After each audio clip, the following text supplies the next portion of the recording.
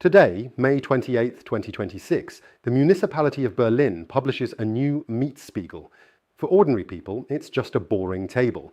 But for some property owners, it's about as significant as medical test results after a long weekend. But what is a Mietspiegel, and why is there so much emotion surrounding it? The Mietspiegel is the official table of rental prices in Berlin. It often determines how much a landlord can increase the rent for a tenant.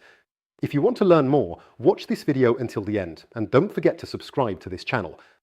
In simple terms, the city and state take tens of thousands of real rental contracts, analyze them, calculate, compare, and determine how much, in their opinion, a normal apartment in Berlin should cost. Everything is taken into account: year of construction, size of the apartment, district, condition of the building, elevator, balcony, renovation, energy efficiency, and much more. That is, two houses across the street can suddenly find themselves in completely different rental universes. The Mietspiegel is usually published every 2 years and has a very strong legal force in Berlin. Courts almost always rely on it.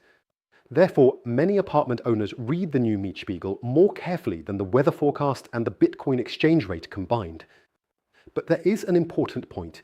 Not all apartments fall under the Mietspiegel.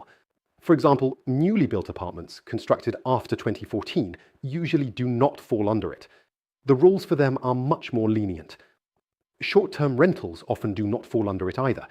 This is when an apartment is rented out for a few weeks or months, for example to expats, tourists, or through Airbnb. The logic there is different. Today one person arrives, tomorrow another, and the day after tomorrow someone from Canada with 2 suitcases and a coffee machine. Furnished luxury rentals do not always fall under it either.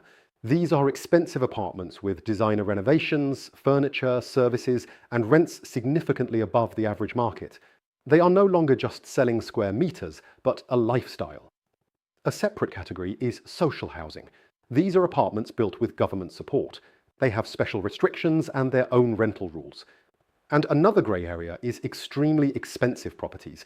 For example, penthouses or premium apartments, for which the government simply lacks sufficient statistics, because Berliners don't rent a penthouse with a view of the Tiergarten for 12,000 euros a month every day.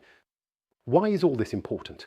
Because in Berlin, the cost of an apartment depends not only on the apartment itself, but also on how much the rent can be increased. That's why 2 almost identical properties can cost completely different amounts. What has been your experience with the Mietspiegel?